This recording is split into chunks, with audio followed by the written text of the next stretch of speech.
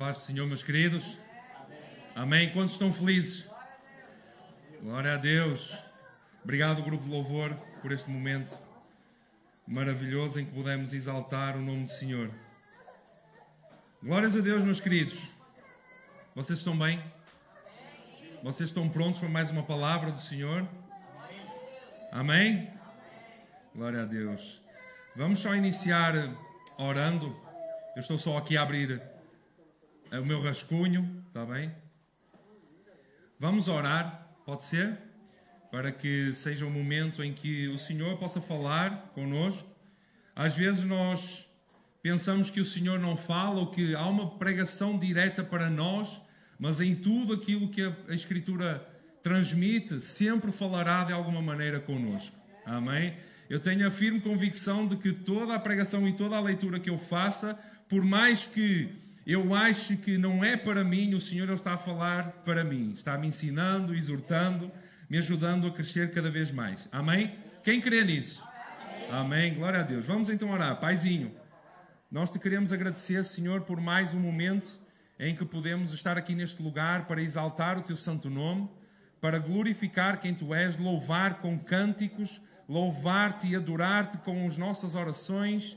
E obrigado, Senhor, porque tu nos tens dado o privilégio de podermos aprender a tua verdade, Senhor.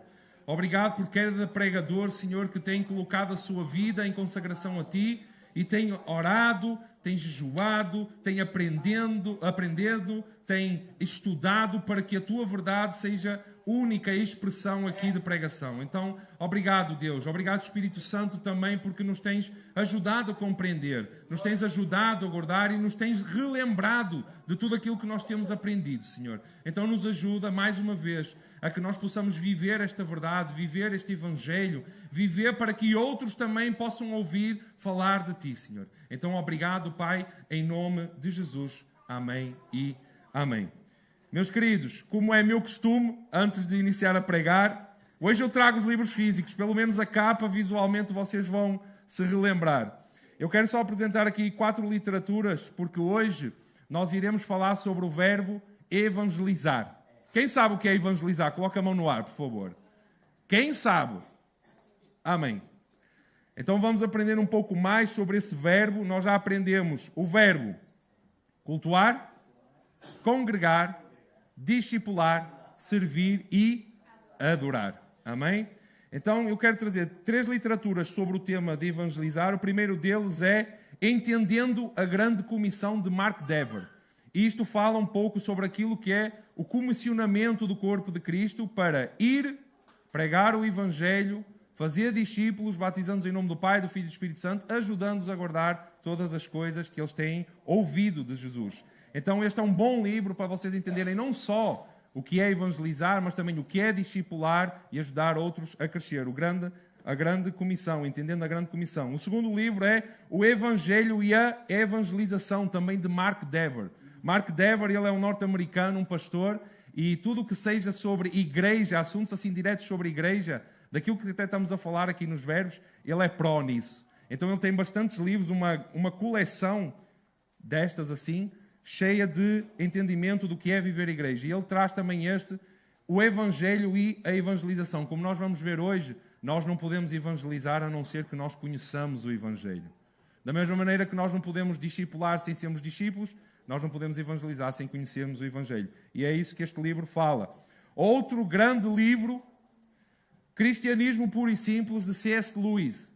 Quem não conhece C.S. Lewis está em grande pecado, meus irmãos. Tem que se arrepender profundamente desse seu pecado.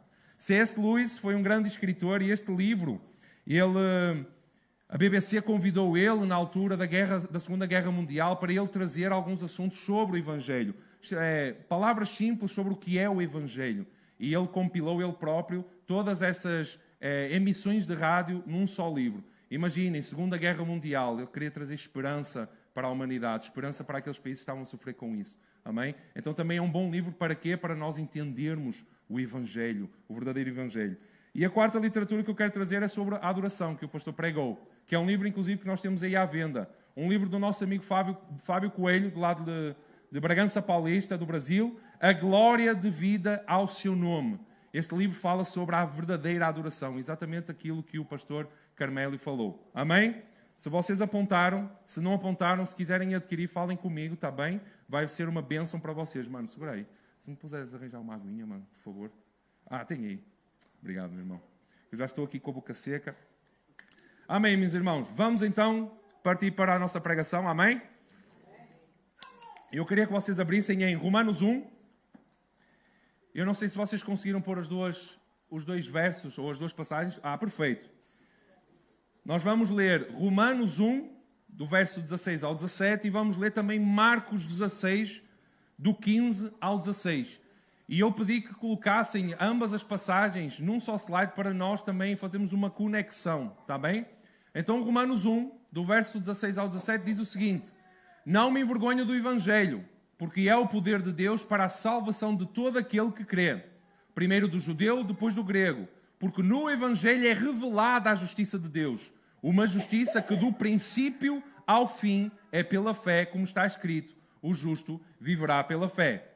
E em Marcos 16 as palavras de Jesus são as seguintes. E disse-lhes: Vão pelo mundo todo e preguem o Evangelho a todas as pessoas. Quem crer e for batizado será salvo, mas quem não crer será condenado. Este é também uma palavra de comissionamento de Jesus para os seus discípulos. E o que Paulo nos está a dizer é que o Evangelho, a mensagem de Jesus Cristo, ela é o poder de Deus. E por ser o poder de Deus, Jesus disse: agora vão por todo o mundo e preguem sobre esse poder de Deus, sobre esse Evangelho, sobre essa mensagem. Então Paulo, ele vem nos clarificar que o Evangelho é o poder de Deus para a salvação do pecador. E que quem crer neste Evangelho, ele será verdadeiramente salvo. Amém? Mas quem não crer será o quê? Condenado.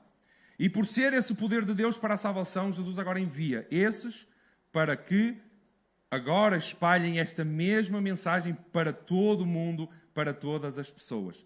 Para que pecadores se venham a arrepender e crer nesta boa mensagem, nesta boa nova que é o Evangelho. Para que eles sejam libertos do quê? Da condenação eterna. Amém, meus queridos? Então, como cristãos, meus irmãos, da mesma maneira que Jesus ele comissionou os discípulos, nós vamos ver que ele não comissiona só os discípulos. E há uma grande razão. Há passagens bíblicas que nos mostram isso e há também um direcionamento através das cartas de Paulo. Mas como cristãos, nós precisamos ser apaixonados por falar do Evangelho. Sermos apaixonados por pregar esta mensagem da Boa Nova. Por compartilhar este poder de Deus na vida dos outros. Porquê? Porque quem crer nesta mensagem será salvo. Amém? Então, como igreja local, e é por isso que nós estamos a fazer esta série, como igreja local, nós precisamos ser apaixonados. Precisamos desejar isso. Amém? Meus queridos, evangelizar vem muito mais do que este simples ato de falar sobre o Evangelho. Porque vejam bem, para passarmos a mensagem do Evangelho, como eu falei no início, nós precisamos primeiramente compreender e viver. Amém? Compreender e viver esta mensagem. Porquê? Porque não se pode falar de evangelizar sem que o Evangelho seja compreendido primeiramente. Aqueles que querem falar de uma mensagem precisam de a conhecer e não só conhecê-la, atenção, é vivê-la também. Amém? Vocês lembram-se, como eu falei, quando eu falei de discipulado, há 3 domingos atrás, só aquele que se tornou verdadeiramente discípulo é que pode realmente discipular. Então só aqueles que verdadeiramente compreenderam o Evangelho, morreram para si mesmos e agora vivem a vida do Evangelho, somente esses é que podem agora passar essa mensagem. Porque vejam bem, ninguém dá aquilo que não tem. Ninguém dá aquilo que brota do seu interior. Nós precisamos de ser transformados de dentro para fora para que o Evangelho possa ser expresso por quem nós somos e por tudo aquilo que nós fazemos. Então, se realmente, e às vezes, a nossa dificuldade em evangelizar ou a nossa falta de apetite de evangelizar vem primeiramente por essa falta de compreensão. A falta de compreender e de viver verdadeiramente o Evangelho. Porque se realmente nós compreendêssemos o Evangelho, Meus irmãos, eu tenho a certeza que vocês iriam sempre desejar pregar sobre este Evangelho, transmitir esta mensagem, transmitir esta verdade. Amém? Então, quando os nossos olhos eles são abertos ao Evangelho, quando o Evangelho impacta as nossas vidas, quem foi impactado aqui pelo Evangelho? Levanta a mão. Por que é que muitos só fazem assim? Quem não tem a certeza, levanta a mão. Eu creio no Evangelho, eu fui impactado. Levantem as vossas mãos, por favor. Amém, glória a Deus. Meus irmãos, temos de ter a certeza daquilo que vivemos. Foi impactado pelo Evangelho? Eu acho que sim, não sei, não tenho a certeza. Amém? Mas quando nós somos impactados por esta mensagem, meus queridos, é como alguém que obtém agora uma informação que antes era desconhecida, mas que agora ela é importantíssima. Por exemplo, imaginem que nós recebemos uma informação que vai dar cabo de toda a humanidade. Nós sabemos o dia, nós sabemos a hora. Eu queria ver quem era de vocês que não se levantaria e começava a espalhar essa mensagem. Então, porquê é que por vezes e constantemente nós não passamos ou nós pensamos que essa mensagem não é importante? Porque ainda nós não compreendemos a veracidade e a real importância da mensagem do Evangelho.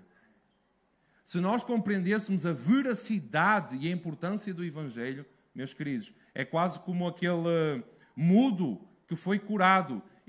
Jesus disse assim, agora vai à tua vida, mas não fales nada ainda, está bem? Ele disse, eu não consigo controlar a minha língua. E ele não conseguia, ele era mudo e não conseguia agora controlar a sua língua. Porquê? Porque aconteceu um milagre na sua vida. E o maior milagre que aconteceu em nossa vida foi o impacto do Evangelho. Abriu, retirou as escamas dos nossos olhos, retirou a cera e o cotão que havia em nossos ouvidos, e agora nós podemos ouvir e ver as maravilhas do Senhor. E não só ver e ouvir, mas participar delas também. Amém? Quantos são felizes com isso? Meus queridos, a maior alegria de toda a nossa vida não é quando nós casamos, desculpa, meu amor. Não é quando nós temos os nossos filhos, desculpem meus filhos se eles estão aí, não devem estar lá dentro. Não é por eu ter uns bons amigos, desculpem meus amigos, mas a maior tesouro, a maior felicidade e a maior alegria da minha vida é por eu ser salvo em Cristo Jesus. Isso é ponto assente. E essa é a maior alegria que nós devemos de ter. Amém? Então é importante nós compreendermos o Evangelho. Porquê? Porque se nós compreendermos esta veracidade e importância do Evangelho, nós vamos reconhecer que ainda existem homens e mulheres que estão entregues à condenação. Existe ainda muita gente, aqui em Portugal somos cerca de 2% de cristãos evangélicos. E se nós formos a retirar esses 2%, nós estaremos a olhar talvez para 0,5% de realmente cristãos que são fervorosos e estão plenamente fincados na rocha que é Cristo Jesus. Porque uns dizem ser e infelizmente não são. Mas a verdade é que esses outros 98% ainda precisam de ouvir a mensagem do Evangelho. Vocês conseguem compreender isto? Estou a ser claro nisto? Amém? Então, por vezes, infelizmente, nós não nos preocupamos com isso. Muitas das vezes nós olhamos mais para as circunstâncias da nossa vida. Nós olhamos mais para aquilo que está a acontecer com a nossa vida. Mas deixem-me dizer, nós já temos tudo. Tudo. A palavra não promete sofrimento? Promete ou não? Sim. Promete problemas ou não? Sim. Nós sofreremos problemas e dificuldades, se calhar maiores do que aqueles que estão no mundo. Porque o Senhor, Ele é mestre em nos provar para sermos aprovados. O Senhor, Ele é mestre em colocar dificuldades em nossas vidas para quê? Para que nós amadureçamos, nos tornemos aqueles filhos maduros que a criação anseia, geme por ver de novo, a revelar a glória de Deus aonde quer que eles vão. Então, meus queridos, existe ainda muita gente que precisa de ouvir esta mensagem. Deixem-me dar esta pequena ilustração. Se nós agora recebêssemos uma informação ultra secreta, que ninguém ouviu, somente nós é que temos essa informação, de que o nosso país, Portugal, irá ser invadido e toda a gente deste país irá ser morta. Nós sabemos, mais uma vez, o dia e a hora. Ok? Agora, qual seria a nossa atitude? Se realmente nós estamos vincados em querer que as pessoas conheçam esta informação e saiam o mais rápido possível deste país, toca a dar corda aos sapatos e começar a pregar esta informação, a falar sobre esta informação.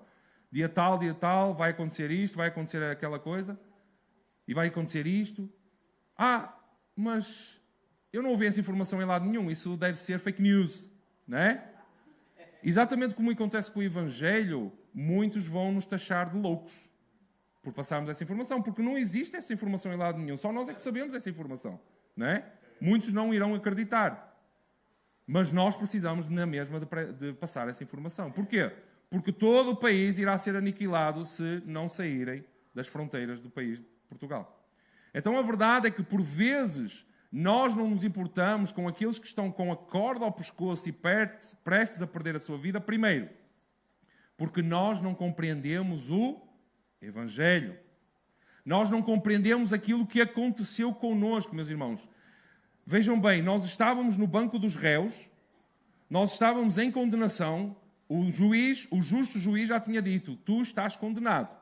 Mas eis que vem Jesus e toma o nosso lugar, se assenta no banco dos réus e diz assim, podes sair, porque agora a justiça e a ira de Deus não está sobre ti, mas irá ser imputada em mim, ou foi imputada em Jesus Cristo. Recaiu sobre Jesus Cristo. Então nós fomos retirados do banco dos réus e quem se sentou no banco dos réus agora foi Jesus. Jesus, o Filho de Deus, o Deus, perante o justo juiz, Deus também.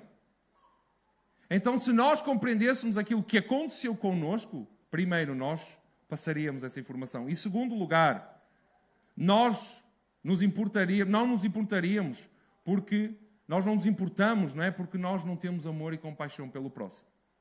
Este é o segundo ponto. Porquê é que nós não pregamos? Porque falta-nos amor e compaixão pelo próximo. Amor e compaixão por aqueles que ainda estão perdidos, que ainda estão cegos, que exatamente estão na mesma condição em que nós estávamos. Se nós realmente ardêssemos de amor, se realmente nós ardêssemos de compaixão, nós iríamos pregar. E usando a mesma ilustração, é exatamente isso.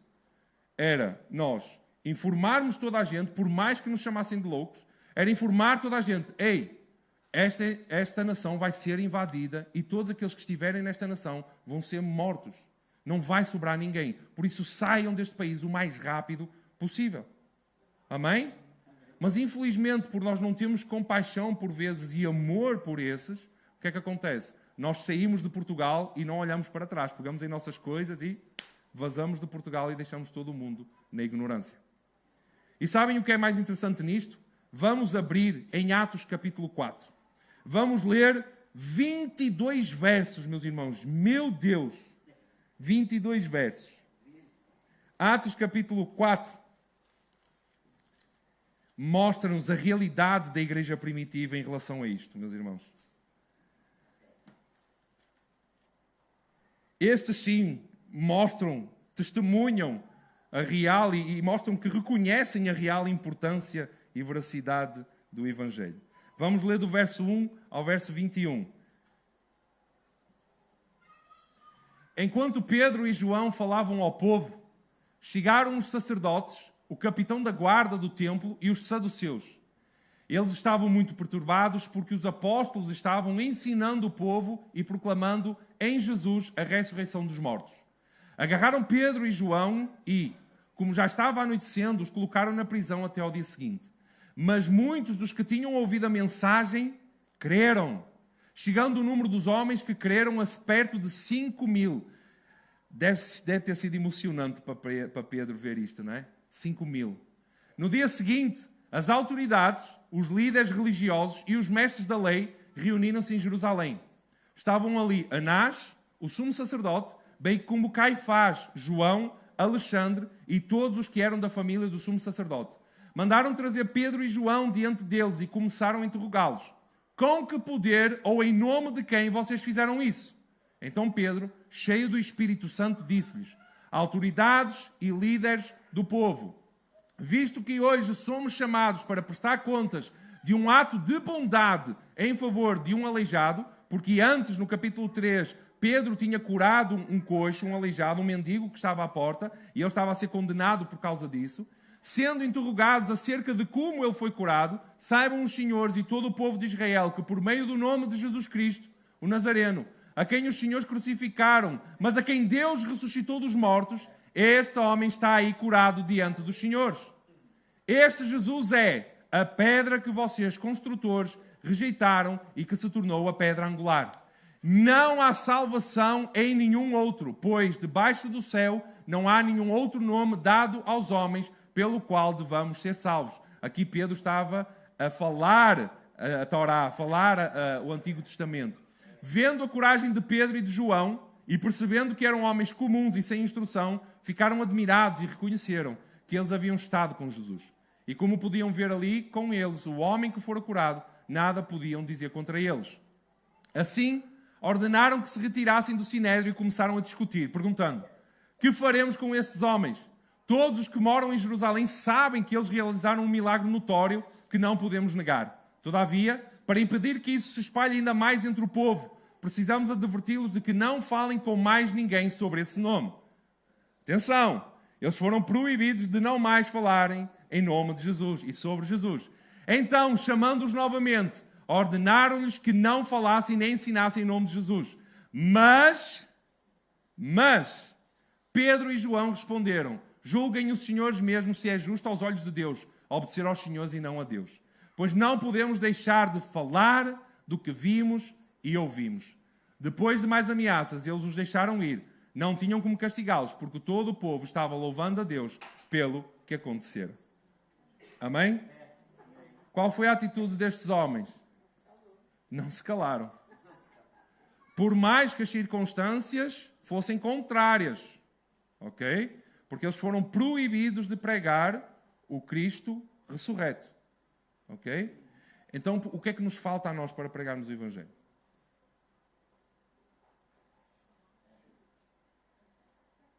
Só para criar emoção, está bem? Foi este silêncio. Aqui nós vemos realmente homens que compreenderam o Evangelho, que compreenderam o mandato de Jesus, que compreenderam que não há autoridade terrena que impeça que essa mensagem seja pregada. Amém? Então eles não se importavam se eles eram açoitados, se eles eram presos, se eles eram maltratados. Inclusive, se nós olharmos para esta realidade, nós não estamos a passar sequer isso. E é como se houvesse um impedimento de pregar o Evangelho. Mas não há. Nós, graças ao Senhor bom Deus, nesta nação nós estamos livres de pregar o Evangelho. Não há dificuldade qualquer. Não há dificuldade nenhuma. Quem concorda comigo? Não há dificuldade. E como Pedro disse, nós não podemos deixar de falar do que ouvimos, do que vimos e ouvimos. É isso que tem que estar fixado na nossa mente. Não podemos deixar de falar daquilo que nós temos visto e daquilo que nós temos ouvido. Amém? E isso significa nós realmente testemunharmos e nós temos compaixão pela condição do que o ser humano ainda está. Ele está numa condição ainda de cativo, de escravo nos seus pecados. Mas eis que há uma solução para isso. Há uma solução para essa condição. Jesus, o Filho do Deus vivo, o Cordeiro de Deus que tira o pecado do mundo. Amém? Então o que é que deveria de acontecer na nossa ilustração da invasão a Portugal? Era nós nos levantarmos, gastarmos todo o nosso tempo, ok? Nem que isso significasse nós perecermos nessa invasão. Era nós gastarmos o nosso tempo pregando esta mensagem, advertendo as pessoas, dando-lhes a entender que há uma solução. Amém? E este é o verdadeiro Evangelho. O verdadeiro significado da pregação do Evangelho aos perdidos é gastar o nosso tempo pregando sobre a condição caída do ser humano e sobre o único caminho de salvação. Nem que isso signifique o quê, meus irmãos? A morte. Nem que isso signifique a nossa morte. Mas nós precisamos de compartilhar esta mensagem. Muitos podem dizer: Rui, mas tu tens um coração evangelista. Inclusive tu foste consagrado a evangelista nesta igreja. Mas a realidade, meus irmãos, é que isto é algo inerente a toda a igreja. A toda a igreja. Todos. Toda a igreja precisa de cultivar uma cultura de evangelização. Toda a igreja. Amém? Eu realmente tenho uma responsabilidade de vos exortar, de vos ajudar a crescer nesse sentido, e por isso é que eu estou a pregar aqui sobre o tema evangelizar. Eu sou uma ferramenta que Deus usa para vos ajudar e vos alavancar a que vocês cresçam nesse sentido. Mas eu não tenho essa responsabilidade na totalidade. Todos nós. E isso faz parte da nossa natureza como igreja. Anunciar as boas novas de Cristo Jesus. Amém? Então o que nós temos que entender é que nós agora precisamos de entrar nestas salas de audiência. Em que estas salas de audiência tem uma pessoa sentada no banco dos réus, em frente a Deus Pai, só à espera de ser condenado. E nós precisamos de entrar nestas salas e dizer assim: ei amigo, há uma solução para te tirar daí. Agora precisas é de aceitar e crer. Arrepender-te e creres que Ele realmente pode te substituir, sentar-se nesse lugar para que tu saias. Nós somos responsáveis por ir lá dentro. Amém? Atos capítulo 2, verso 46 e 47, nos dá a afirmação sobre isso, que é a igreja. Eu vou falar um pouquinho mais à frente, mas muitas das vezes a nossa mentalidade é que Jesus só falou para os discípulos, para os apóstolos. Nada disso. Ele fala para toda a igreja. Todos os dias continuavam a reunir-se no pátio do templo. Partiam um pão em suas casas e juntos participavam das refeições com alegria e sinceridade de coração, louvando a Deus e tendo a simpatia de todo o povo. E o Senhor lhes acrescentava... Alto. E o Senhor lhes acrescentava... Espera aí que eu abro aqui então.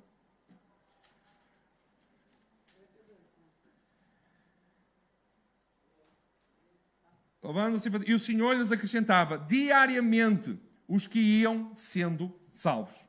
Amém? Aqui o que Lucas está a mostrar para nós é o simples facto de que... Como é que se chama esta série? Vocês lembram-se? Igrejar. O que é que significa igrejar? Vida de igreja. Relacionamento de igreja. Ok? Isto é a realidade de vida de igreja. Todos os dias estavam juntos para continuarem na doutrina dos apóstolos, partindo o pão, estando a louvar ao Senhor em oração, e todos os dias lhe iam sendo acrescentadas as vidas que iam sendo salvas. Então isto nos mostra uma realidade, uma cultura de evangelização, uma cultura de igrejar, uma cultura de relacionamento que tem como finalidade não só glorificar o nome do Senhor, mas para que outras almas sejam salvas para a honra e glória do Senhor.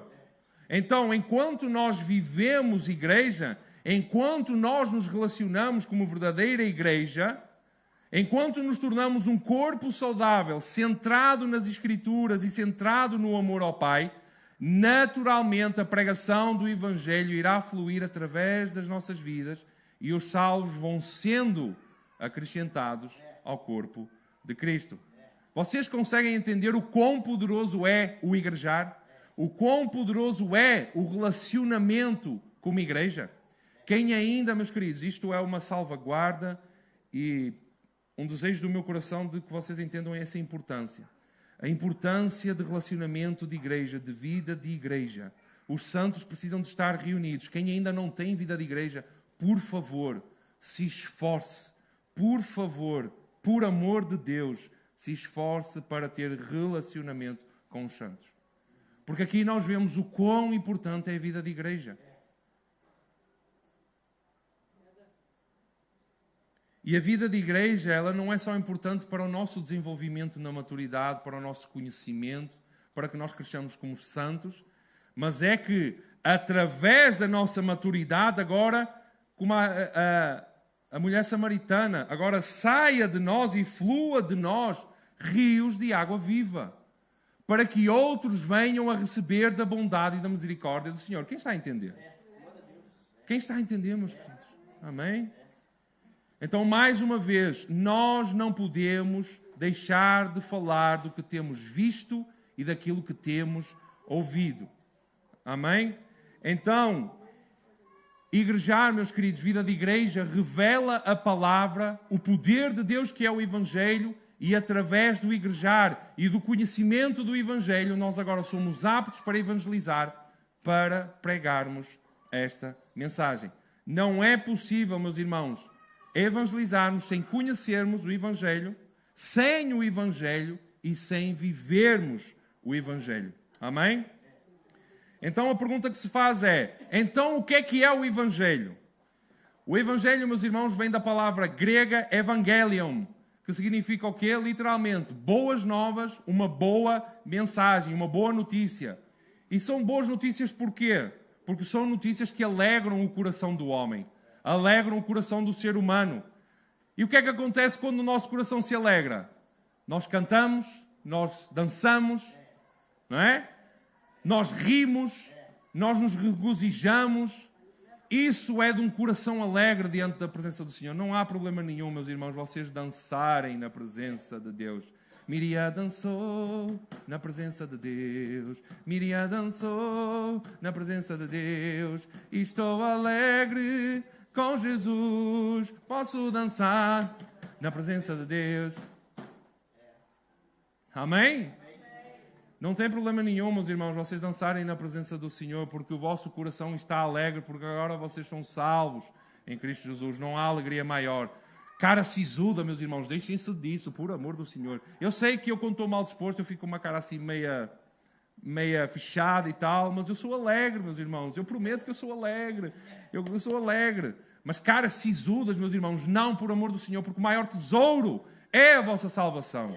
E isso, meus irmãos, é a alegria do âmago do vosso ventre, do âmago da vossa vida. Amém. Nós houve uma altura, numas pregações, há uns anos atrás, nós falamos sobre o Evangelho. E nós falamos que o Evangelho não é um bom conselho. Mas o Evangelho é uma boa notícia. Amém? O Evangelho não é para nós darmos conselhos às pessoas do que elas devem de fazer. De que elas terão uma vida melhor, de que elas não terão mais problemas. Nós já falamos que nós continuamos a ter problemas. De que nós vamos ter uma vida melhor, mas só na eternidade, não é agora, porque continuamos a passar as mesmas dificuldades, ou piores. Mas nós sabemos sim que o Senhor Ele é fiel e Ele nos abençoa, Ele nos protege de todo o mal, porque é essa a promessa que Jesus nos deu, que nós iríamos estar a viver no mundo, mas que vivendo no mundo o Senhor nos protegia de todo o mal. Mas o Evangelho, ele é uma boa mensagem, uma boa notícia de que há solução para a morte. É interessante que estes dias eu estava no trabalho e há um colega meu que gosta muito de dizer: pá, não me deem problemas, deem-me soluções. E nós estávamos a falar ali, a discutir sobre um problema no trabalho e os meus colegas estavam a dizer: pá, não há solução para isto. E eu disse assim: pá, a solução há, porque se há solução para a morte, há solução para tudo. E o meu colega do lado olhou assim para mim e achou estranho, porque normalmente o provérbio que se diz é: há solução para tudo, menos para a morte, não é? E ele olhou assim para mim e achou muito estranho. E ficou assim um silêncio. Eu assim a ver na minha visão periférica, ele olhava assim: ó Rui, o que é que tu quiseste dizer com isso de que há solução para a morte? E eu: mano, Jesus Cristo é a solução para a morte, é a única solução para a morte. E ele ficou assim e não conseguiu falar mais nada. Continuou a trabalhar e ficou aquilo no ar, não é? Ficou assim no ar, puf, não é? Então, Jesus Cristo, Ele é a única solução para a morte. Não há outra solução, não há Benuron, não há nada que resolva a morte, meus irmãos. Jesus Cristo é a única solução para a morte. Porque quando nós olhamos para o Evangelho como um bom conselho, olha, aceita Jesus Cristo porque tudo vai melhorar. Todas as coisas vão dar certo. Não, não vão dar certo. É mentira, meus irmãos.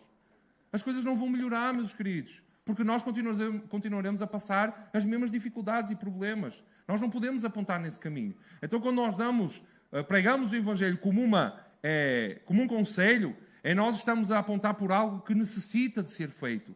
As pessoas precisam de fazer algo. Olha, eu estou-te a aconselhar para tu fazeres isto, para te dares bem, ok? Mas o Evangelho é sobre algo que já foi feito. O Evangelho é sobre aquilo que Jesus Cristo já fez por todos nós. Nós não precisamos de fazer nada para sermos salvos. É pela graça e misericórdia do Senhor.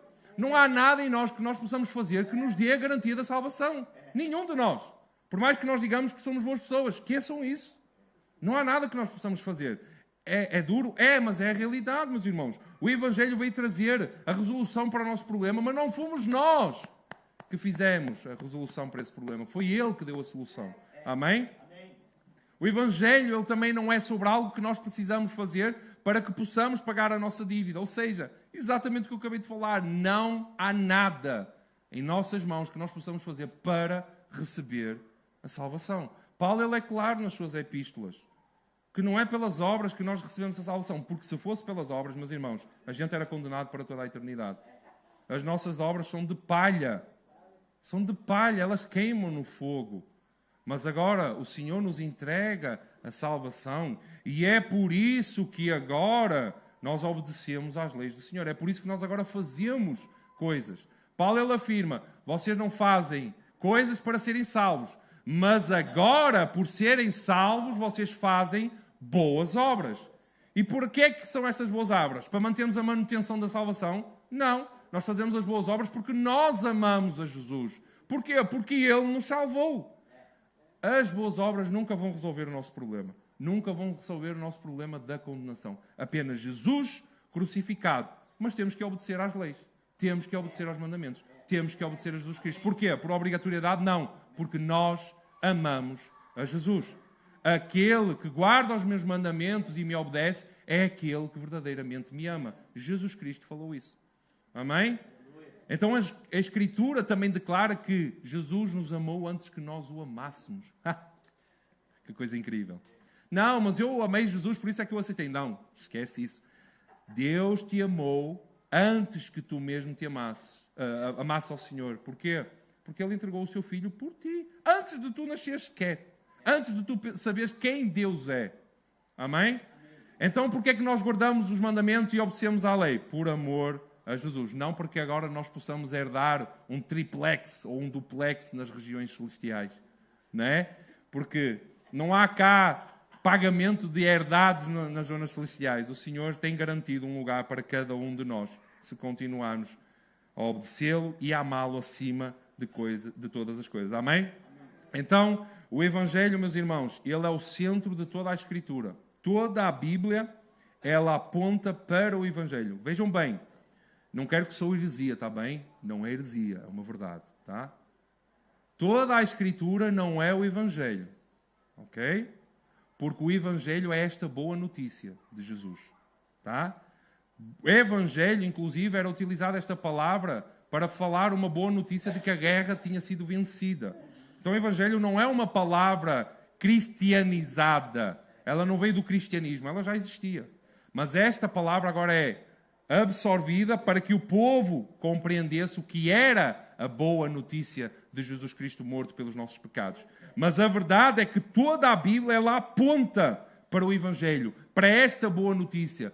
Toda a palavra, todas as narrativas que nós lemos, todos os salmos, todos os provérbios, tudo aquilo que nós lemos nas Escrituras tem uma finalidade em Jesus Cristo. Sabem aquele verso que o fim da lei é Cristo? Muitos usam para dizer que a lei foi abolida. A lei aponta para Cristo. O fim da lei é Jesus Cristo. Toda a lei vai apontar para Jesus Cristo. E toda a Bíblia ela aponta para aquilo que Jesus Cristo já fez por cada um de nós. Uma pequena ilustração. A história do Evangelho não representa Jesus amando uma noiva que é pura, que também o ama. Antes, o Evangelho é a história do amor de Cristo por uma prostituta que não crê que tenha algo de bom para lhe oferecer. E é por isso que muitas das vezes essa noiva se entrega a outros, se entrega aos prazeres, se entrega às suas vontades. E esta é a verdadeira história do Evangelho. Porque sim, nós um dia seremos transformados como uma noiva pura e imaculada, meus irmãos. Mas ainda nós somos uma prostituta que está buscando, se entrega muitas vezes para a idolatria, se entrega para as suas vontades, não confia no Senhor. Mas eis que um dia essa noiva irá ser transformada para a honra e glória do seu nome. Mas é essa a história do Evangelho, que Jesus Cristo se entregou por uma prostituta. Morreu por pessoas que não desejavam, que não o amavam. Eu não amava a Jesus, meus irmãos. Eu não amava a Jesus. Eu não conhecia sequer quem Deus era.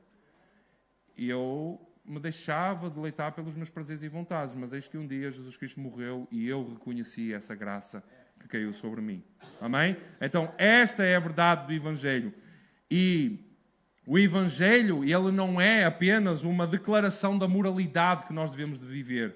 das boas ações, da maneira certa como nós devemos de viver. Não. O Evangelho é um chamado para o nosso arrependimento, para nós crermos somente em Jesus Cristo. Marcos 1:15 vai dizer isso. O próprio Jesus diz: arrependei-vos e crede no Evangelho, só assim terão salvação. Ok? Então, a condição pecaminosa, ela nos aponta para essa nossa natureza caída. É esta a grande questão que o Evangelho quer resolver. Lembram-se da pregação da adoração da semana passada, que há a necessidade de resolvermos o problema do pecado? É isso que o Evangelho quer resolver. O Evangelho não nos quer dar uma boa vida nesta terra. O Evangelho não nos quer dar bonança ou prosperidade somente. Ela quer principalmente resolver o problema do nosso pecado. Resolver o problema da nossa condenação. É esse o objetivo do Evangelho. Claro que depois vêm as bênçãos consequentes de vivermos um amor por Cristo. Mas o principal do Evangelho é quebrar as amarras do pecado. Esta é a má notícia, que nós estávamos escravizados, mas há agora uma boa notícia, que Cristo é a solução para a morte, é a solução para a condenação. É por causa disto que nós não podemos parar de ministrar esta mensagem. É por causa de reconhecermos que o Evangelho veio para curar as pessoas da morte, veio retirar as pessoas da condenação eterna. É por causa disto que nós não podemos parar de pregar este Evangelho, meus irmãos. Como a ilustração que eu disse, nós temos esta informação, nós precisamos com urgência de pregar esta mensagem para que as pessoas reconheçam e se arrependam dos seus pecados. Amém? Porque primeiro, eu acho que já me perdi nos slides, é isto. Primeiro, o homem reconhece que precisa de um Salvador. Quantos de nós já disseram assim, Jesus te ama? Eles, quero lá saber. Para que é que eu preciso de Jesus? Jesus é o teu Salvador, Ele pode ser o teu Salvador. Para que é que eu preciso de Jesus? Digam-me. Esta é a pergunta. Para que é que as pessoas precisam de Jesus? Elas não sabem. Então elas precisam primeiramente de reconhecer que precisam de um Salvador. E só depois é que eles vão conhecer o Salvador. Vocês conseguem entender? A má notícia precisa de ser apresentada para que a boa notícia venha e dê refrigério aos corações daqueles que estão na escravidão do pecado. Não vale a pena dar uma boa notícia se eles não sabem que existe uma má notícia. Amém? Então, se nós entendemos que a ira de Deus está sobre estes, que a ira de Deus ainda continua sobre estes que não reconhecem Jesus como seu Senhor e Salvador, as pessoas não vão crer em Cristo Jesus. Mas a verdade é que isso até vai facilitar o nosso evangelismo. Se nós compreendermos isso, se nós realmente nos doermos com isso, vai facilitar o nosso evangelismo, porque vai retirar a nossa vergonha, vai tirar o nosso medo, meus irmãos. Se nós nos fincarmos e dissermos assim, cara, as pessoas que estão ao meu redor, no meu trabalho, estão sobre a ira de Deus, estão condenados, não vai ser difícil nós pregarmos sobre este evangelho. Porque é uma urgência pregar isto para estas pessoas. As pessoas estão condenadas. Vocês conseguem compreender isso? Então isso nos ajuda. Quanto mais nós compreendemos do evangelho, mais o medo, a vergonha nos é retirada de nós, porque não se trata de nós. Vergonha e medo é quando nós olhamos para nós próprios. Ai, eu não vou pregar porque eu vou sentir-me envergonhado. Ele vai me chamar de louco. Ele vai me chamar de maluco. Ei, como é que tu acreditas nessas coisas? Um Deus que tu não vês e não sei o quê. Cara, não é sobre nós. É sobre a glória de Deus que poderá descer sobre aquela vida e a salvar. Nós estamos muito centralizados em nós próprios. E o medo sai fora em nome de Jesus, como diz o Iá. A vergonha sai fora em nome de Jesus. Não podemos ter vergonha e medo. Amém? Então, a pergunta que eu coloco agora, quem é que deve evangelizar? Como, infelizmente, nós estamos constantemente a dar desculpas para a suposta falta de capacidade para evangelizar, nós temos a impressão que evangelizar deve ser deixado para alguns profissionais da área, não é? Para aqueles que têm o dom de evangelista, para aqueles que realmente falam bem, não é? Têm à vontade em falar com toda a gente. Às vezes nós vemos pastores, vemos pessoas nas redes sociais que têm essa à vontade, abordam logo uma pessoa que não conhecem, falam do evangelho e tudo, mas infelizmente isso é uma falácia. Isso é algo que nós estamos como é que eu ia dizer? Nós estamos a projetar uma expectativa de que a realidade do evangelismo é só isso. Ok? E é por isso que nós constantemente nós damos desculpas. Pá, eu não sou como aquele pastor a evangelizar, então eu não tenho sequer capacidade para evangelizar. Eu não sou como aquele nas redes sociais que evangeliza tão bem, fala tão bem, eloquentemente, ele traz muitas ilustrações e tal. Pá, eu não tenho capacidade para evangelizar. Então, por causa disso, nós chegamos à conclusão que nós não devemos de evangelizar, não temos capacidade, nós não devemos de compartilhar com os outros esta boa notícia. E vamos sempre chutando para as próximas pessoas, não é? Então, o que é que nós começamos a dizer? Se calhar eu vou evangelizar só esta pessoa que é da minha família. Mas só vou pregar para ele o evangelho se ela me perguntar primeiro. Mas espera aí, eu primeiro tenho que ler todos os dias 10 capítulos da Bíblia, eu primeiramente tenho que jejuar, eu primeiramente tenho que orar pelo menos 1 hora antes de começar a pregar o evangelho para aquela pessoa. Mas eu preciso disto, mas eu preciso de fazer aquilo, eu preciso de fazer aquilo outro, e assim é desculpas atrás de desculpas. Então nós damos desculpas a nós próprios para não passarmos esta mensagem. Mas eu preciso. Meus queridos, vocês não precisam de nada. Vocês só precisam de abrir a boca e falar. É simples. Simples quanto isto. Atos 4, verso 29, nos mostra de quem é a obra da evangelização. Verso 29. Agora, Senhor, considera as ameaças, isto é uma oração de Pedro, ok? Agora, Senhor, considera as ameaças deles e capacita os teus servos para anunciarem a tua palavra corajosamente. Então a obra da evangelização não é apenas para os pastores, não é apenas para os evangelistas, para aqueles que têm sido capacitados com esse dom, os membros comuns da igreja local, ok? Que não fazem parte da liderança, às vezes não ensinam, e está tudo bem, meus irmãos, nem todos temos os mesmos dons, mas os membros de uma igreja local não podem ficar quietos e passivos em relação à evangelização, meus irmãos. Todos nós somos comissionados, é esse o ensino bíblico de Jesus, lá em Mateus 28. É esse o ensinamento bíblico. Jesus comissiona toda a gente. Mas vocês podem dizer, mas eu estava a falar com os discípulos, Rui. É essa a grande tendência que nós temos. De quê? De olharmos para as palavras de Jesus e de somente interpretarmos que ele está a falar diretamente para aquelas pessoas que são os primeiros ouvintes. Mas se fosse assim, nós tínhamos que deitar as cartas de Paulo todas ao lixo. Não é? Paulo está a falar aos romanos, aos santos em Roma. Nós estamos em Roma? Eu não estou em Roma. Eu estou em Portugal. Se nós tivermos sempre essa atitude de olhar para as Escrituras como se Jesus estivesse a falar especificamente para aquela pessoa ali e não interpretando de que nós somos os ouvintes indiretos dos ensinamentos, nós sempre vamos descartar isso para o passado, para os discípulos. Não. Jesus disse, ide e façam discípulos de todas as nações, batizando-os em nome do Pai, do Filho e do Espírito Santo, e ensinando-os a guardar todas as coisas que vos tenho ensinado. Não somente para os apóstolos, mas para todas as gerações até à sua vinda. Todos os cristãos estão inseridos nesse barco. Todos os cristãos. Amém? Então a grande comissão é para todos nós. Há aqui uma frase de John Stott que eu queria trazer. Esta comissão está imposta a cada membro de toda a igreja. Cada cristão é chamado a ser uma testemunha de Cristo no ambiente específico em que Deus o colocou. Embora o ministério público da palavra seja um ofício sublime, ou seja, aqueles que são capacitados para pregar, para ensinar na igreja, tudo isso é um ofício sublime. Mas isto está inerente a todos saberem transmitir a mensagem, saberem falar sobre a mensagem. O testemunho particular ou a evangelização pessoal tem um valor que, em alguns aspectos, supera até a pregação pública. Porquê? Visto que assim a mensagem pode ser adaptada de modo mais pessoal. Eu aqui estou a pregar para muita gente de diversas faixas etárias, de várias maneiras de interpretar talvez algumas coisas, estilos de fala diferentes, jargões diferentes às vezes na fala, e eu tenho que falar adaptado para que todo mundo consiga compreender. Mas a evangelização pessoal vocês podem usar. E aí, mano, está tudo? Olha aqui este livro que eu comprei hoje. Mano, tenho aqui um homem que fez mais do que o Trump, mais do que o primeiro-ministro aqui na nossa nação, muito mais do que qualquer rei. Nós podemos adaptar a mensagem para a pessoa que nós estamos a falar.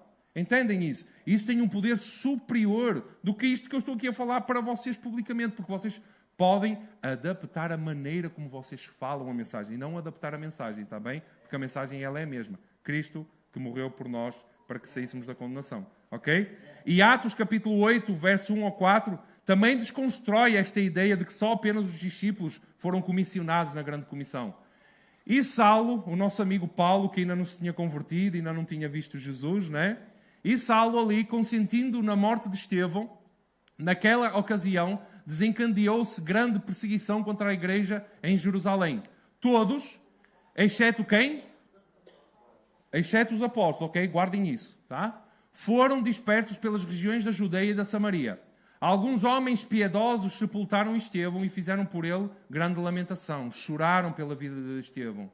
Saulo, por sua vez, devastava a igreja. Vejam esta realidade. Vocês conseguem imaginar Paulo, o grande escritor do Novo Testamento, que destruía igrejas, que ia de casa em casa, arrastava homens e mulheres e lançava toda essa gente na prisão. Os que haviam sido o quê? Dispersos, pregavam a palavra por onde quer que fossem. Quem é que foi disperso? Os apóstolos? Quem é que foi disperso? Todos os outros, exceto os apóstolos. Então aqui nós vemos que não é só os apóstolos, meus irmãos, que são comissionados. São todos aqueles que foram resgatados pelo sangue de Jesus. Todos os que foram dispersos, exceto os apóstolos, pregavam a palavra por onde quer que eles fossem. Amém? Então quem é que deve de evangelizar, meus irmãos? Todos. Todos com caps lock, negrito, sublinhado, o que vocês quiserem, numa caixinha, todos. Ok? Todos nós que somos agora os santos, os justificados por Cristo Jesus. Amém? Outra pergunta. Quem é que deve de evangelizar então? Todos. Amém? Porquê é que nós devemos de evangelizar? Ou, isso. Não, porquê não? Como? Cadê? Põe aí o como. Duda, se faz favor. Como é que nós devemos de evangelizar? Romanos 10, 17, por favor, Duda. Romanos 10, 17. Como é que nós devemos de evangelizar? Consequentemente, leiam por favor. Consequentemente, a fé...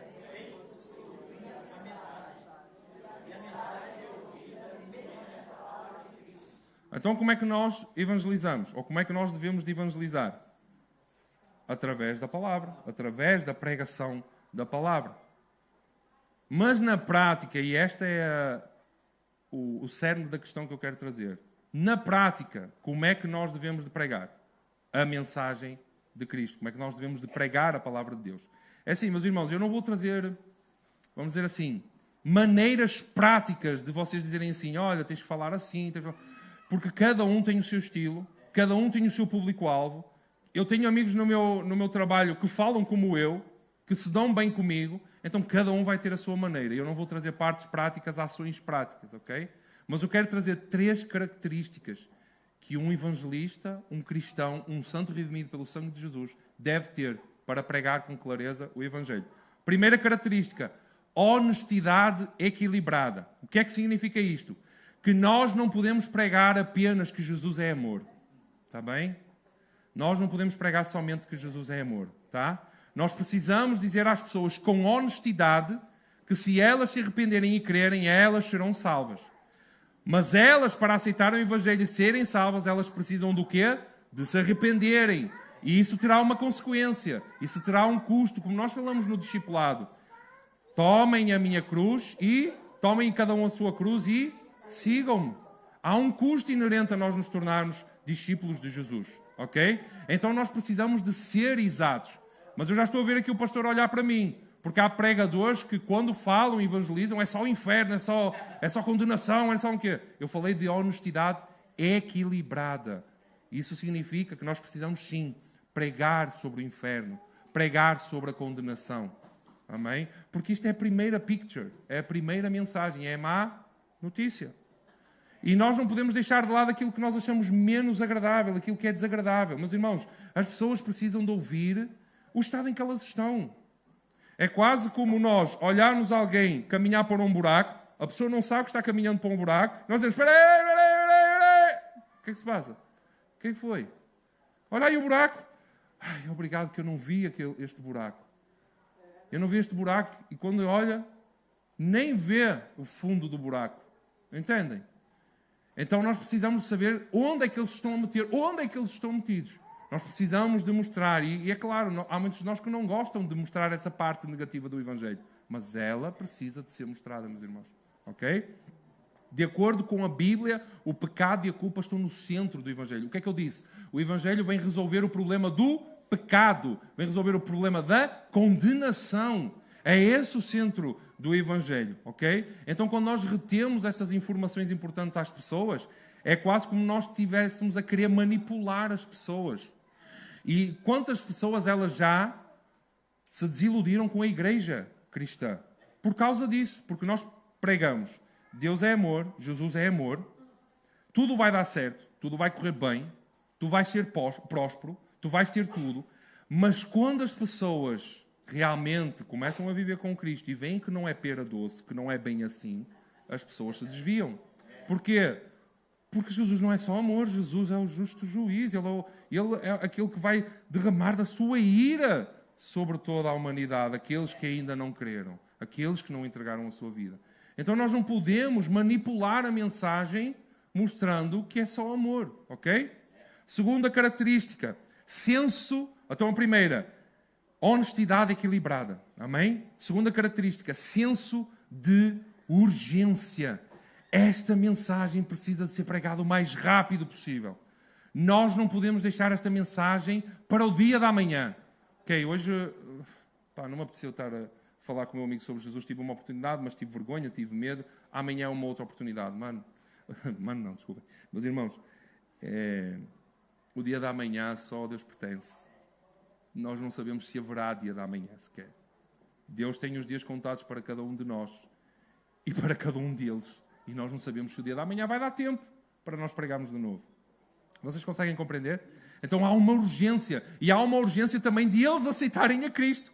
Mais rápido possível. Mais rápido possível. Para que eles possam ter o sangue de Jesus sobre as suas vidas e sejam salvos da condenação. Amém? E terceira característica. Contar as alegrias. Eu falei sobre uma honestidade equilibrada. Não só falar sobre o inferno, só falar sobre condenação. Mas dar agora a boa notícia. Apresentando a boa notícia. Nós mostramos a condição do ser humano caída e agora nós mostramos a solução para isso. O resgate, o único caminho, a única porta de salvação para eles. Então o Evangelho não são só más notícias, é uma boa notícia. Amém? Então nós devemos também de mostrar o amor de Cristo. Porque foi realmente por amor que Jesus se entregou. Foi por amor e obediência ao Pai que Jesus se entregou por nós. Amém? Em Hebreus, capítulo 12, diz que o próprio Jesus, inclusive, suportou a cruz em troca da alegria que lhe estava proposta. A alegria que estava proposta a cada um de nós. Então, com a salvação, nós agora ganhamos o quê? Um relacionamento com Deus. Nós podemos viver a vida de Cristo, por mais difícil que às vezes seja, mas nós sabemos que lá, no fim, nós iremos ter a vida eterna com o nosso Senhor e Salvador, Jesus Cristo. Então nós não precisamos, meus irmãos, de ser fatalistas em dizer se tu não aceitar a Cristo, tu vai para o inferno, só dizer isto. Não. Nós não precisamos de mascarar as bênçãos que o Senhor tem feito por nós. Os milagres que o Senhor tem feito por nós. Amém? Quantos de nós têm testemunhos fabulásticos daquilo que eram antes de conhecer a Cristo e daquilo que agora são? Deixaram vícios, deixaram problemas, deixaram uma vida, um homem velho para trás, uma mulher velha para trás e agora são novas criaturas. Pessoas totalmente mudadas. E isso é a glória de Deus que deve ser manifesta. Então é preciso um equilíbrio. Mostrar a má notícia, mostrar a boa notícia, mas com urgência, meus irmãos. Há urgência nisso. Há urgência em passar essa mensagem. Amém? E por último, porque é que nós devemos de evangelizar? De acordo com a Bíblia, meus irmãos, os motivos corretos para nós evangelizarmos são o desejo de sermos obedientes, porque é um mandato de Jesus, o amor pelos perdidos e o amor a Deus. É por causa disso que nós evangelizamos. Esta tríplice. Por obediência a Deus, por amor a Deus e por amor aos caídos, àqueles que ainda estão em condenação. Amém? Foi o próprio Jesus que comissionou a sua igreja, meus irmãos. Então nós precisamos de ser obedientes. Nós precisamos de obedecer ao mandato de Jesus para que todos aqueles que estão à nossa volta tenham a oportunidade de se render à soberania de Deus e sejam salvos. Amém? Precisamos de ter compaixão pelos que ainda estão cativos. Ter um coração desejoso de vidas se renderem aos pés de Jesus. A verdade é que muitas das vezes nós temos esse coração desejoso, não é? Muitas vezes vem aqui alguém e diz que aceitou a Cristo e nós... Uau! Eles aceitaram a Jesus, uau! Mas não é só ter esse coração desejoso e nós dizemos, eu quero, Deus dá-me almas, mas quando Deus nos dá as almas nós não fazemos nada. Deus dá-me uma oportunidade de evangelizar e quando essa oportunidade vem a gente quebra, a gente buga, a gente não faz. Então não é só ter esse coração desejoso, é partir para a ação. Deus vos dá todos os dias a oportunidade de vocês partilharem o Evangelho com alguém. Todos os dias. Todos os dias. Então, orem, continuem a orar. Deus dá-me almas, traz almas, resgata as almas. E Ele vai trazer as almas. Mas vocês têm que fazer o trabalho de agora passarem a mensagem. Ok? Não vai sempre acontecer como o Paulo, que o próprio Jesus vai manifestar a Paulo, que manifestou-se a Paulo e ele se converteu.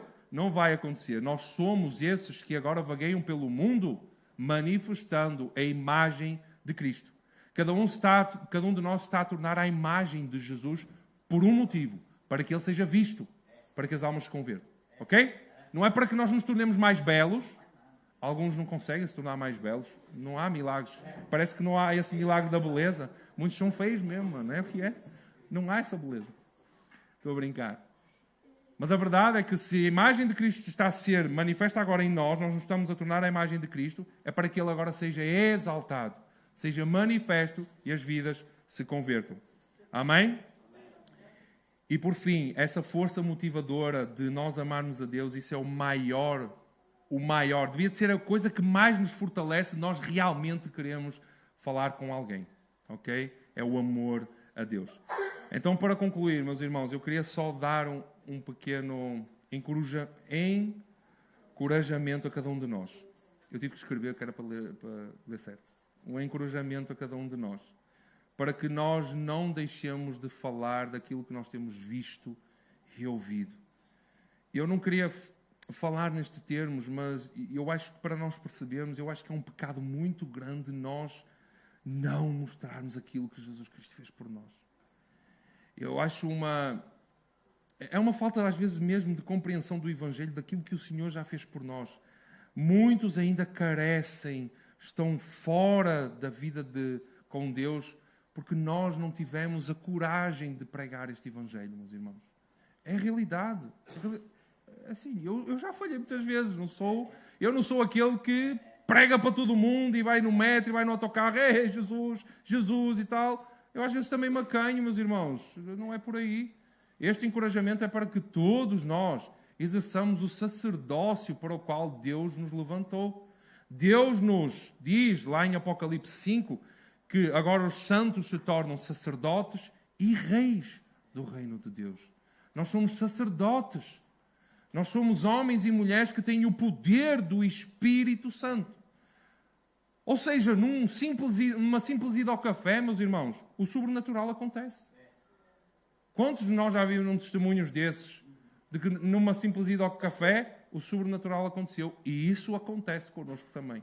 Pode acontecer connosco. Num simples abraço, quando eu estava a meditar sobre isto, eu lembrei-me logo do Hugo, do nosso mascote, que num simples abraço, o Espírito Santo de Deus transformou a vida do nosso Hugo. O sobrenatural acontece num simples abraço, num simples bom dia, num simples Deus te abençoe.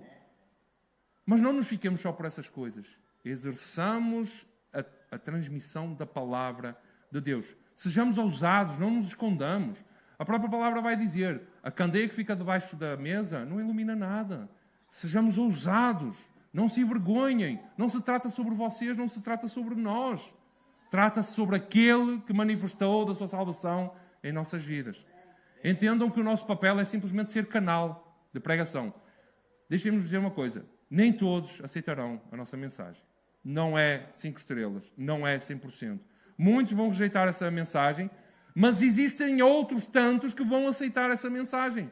Então não é porque a nossa fé foi pouca, não é porque o poder do Espírito foi pouco, simplesmente a pessoa não aceitou e está tudo bem. Continuemos a pregar o Evangelho. Continuemos a manifestar a graça de Deus e do seu amor. Não se trata sobre nós, não somos nós que convencemos ninguém a aceitar a Jesus. O Espírito Santo é quem convence do pecado, da justiça e do juízo. É Ele que faz esse papel. Nós somos pequenos veículos nesta terra. Abram a vossa boca, tenham ousadia, tenham coragem e sejam cheios do Espírito Santo.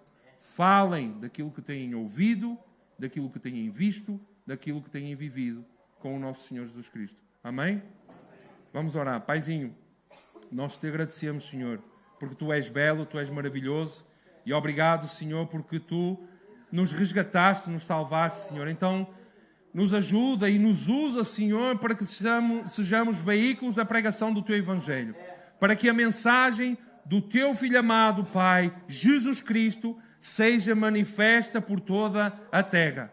Como a Tua palavra diz, Senhor, Tu amaste a Tua criação e entregaste o Teu Filho amado, unigênito, Jesus, para que todo aquele que nele crê não pereça, mas tenha a vida eterna. Então quem somos nós, Senhor, para não amarmos a Tua criação, para não amarmos, Senhor, aqueles que ainda perecem por falta de conhecimento das Tuas Escrituras, Senhor? Então nos ajuda, nos dá ousadia, Senhor. Nos dá ousadia e amor e compaixão por aqueles que ainda estão perdidos, para que a Tua verdade seja manifesta nas suas vidas, em nome de Jesus. Nós enviamos cada um destes, Pai, dos Teus santos, comissionados como Jesus comissionou os seus discípulos. Nós comissionamos os Teus santos a irem por todo o mundo, a irem por toda a região, toda a terra, por cada trabalho, por cada faculdade, por cada escola, por cada família, pregar o Evangelho de Jesus Cristo crucificado, morto e ressurreto ao terceiro dia, assunto aos céus e à destra do Pai, intercedendo e sendo intermédio de relacionamento com Deus Pai. Em nome de Jesus, Pai, nos ajuda a compreender o Teu Evangelho para que vivamos com a certeza de quem Tu és e do poder do Teu Evangelho. Em nome de Jesus, Paizinho. Amém e amém. Glórias a Deus, meus irmãos. Que a graça de Deus esteja convosco. E sejam ousados, meus irmãos. Sejam ousados, abram a vossa boca para que nós possamos ver. Eu não digo esta igreja cheia, mas vemos pessoas deleitadas no amor de Cristo. Essa é a nossa maior ambição, meus irmãos. Homens e mulheres rendidos ao amor de Cristo. Está bem? Deus os abençoe. Amém.